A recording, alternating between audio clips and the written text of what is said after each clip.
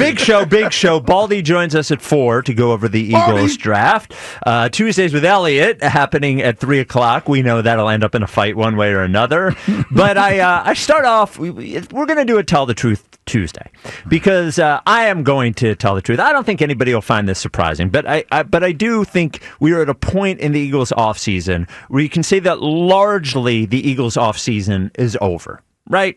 I got a lot of people telling me just wait, during the free agency period and so on and so forth. And yes, we may see a player here or there this summer, but I think we can fairly say the Eagles offseason is over. And here, as we are taking stock of the Eagles offseason, I'm disappointed. I guess I would, if I'm being honest on Tell the Truth Tuesday, I'm just disappointed in the Eagles offseason because they got worse.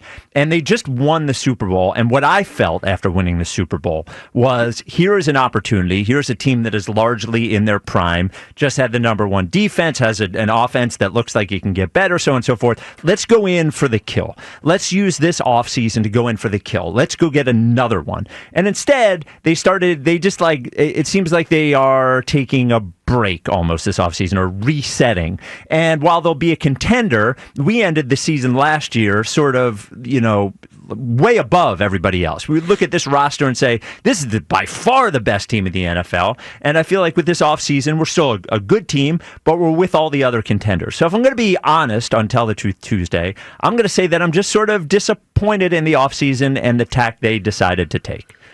Yeah, not surprised there. Yes. With you. I wouldn't say I'm disappointed. I'm content with what the offseason has been like. I knew there'd be some difficult decisions that would have to be made this offseason with personnel. So they had to make some difficult decisions there. They also made some good decisions by extending guys and bringing guys back like a Zach Bond. And then, you get out of the draft, and I look at what they did with their first few picks of the draft.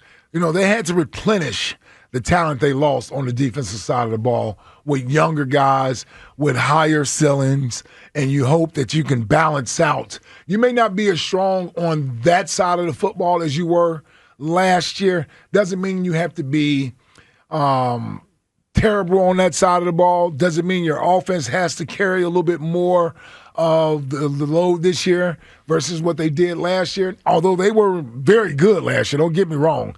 Very good last year, averaging 27 points a game. But they may have to do a little bit more this year. Here's the thing. When you are a defending champion, meaning you're just coming off of winning this thing, your roster is always going to get hit the hardest. And it's a difficult task to try to put together a roster that's comparable to what just won a championship. So that would be unfair for them to do, to put that expectation on them.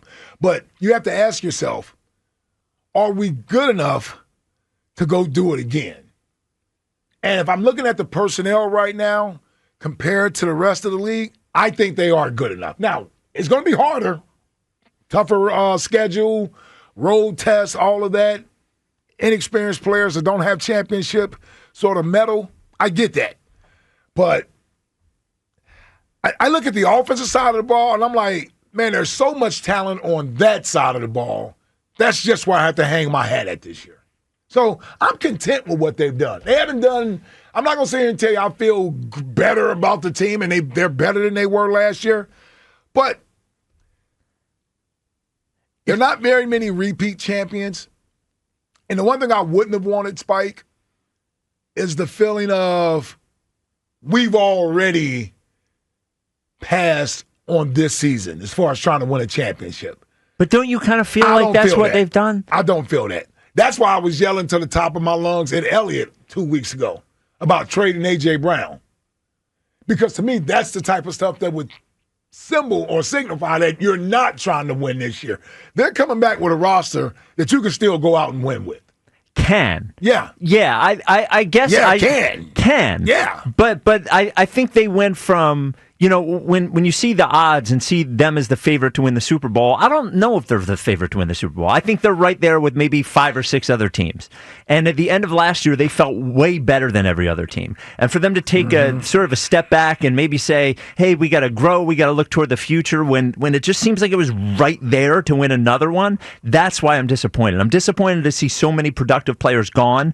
I'm not just disappointed to see productive players gone, but I'm disappointed to not see them replaced with players that I know can be productive almost immediately. Sure, could these draft picks, they could work out, but that's going to be years. Young players, yeah. Right? Yeah, you got to have measured expectations with rookies. Like everyone's saying, oh, Makuba, he's the CJGJ replacement. Yeah. It's like, okay, he was the last pick of the second round. Like, let's relax before we're saying that he's automatically replacing the guy who's the Pro Bowl level player. Yeah. I mean, that's what CJ, let's face it, that's what CJGJ was, a Pro Bowl level player. So with Makuba placing him, maybe, we have what? Keely Ringo replacing, Darius Slay. Or Dory Jackson. We have Keely Ringo. We're not doing Dory Jackson. Okay. I'm just saying, he's here. Well, he's here. It's just like, I don't know. He went to USC, that's why you like him? What's that? He went to USC, that's why you like him? Who? Dory Jackson. I don't like him. He's just there. Yeah, he's fine. He wasn't even good enough to play all the time on the Giants. All right, it's Tell the Truth Tuesday, 215-592-9494. It is a safe space. Are you a little disappointed in the Eagles offseason? Are you disappointed we went from by far the best roster in the NFL to just another contender?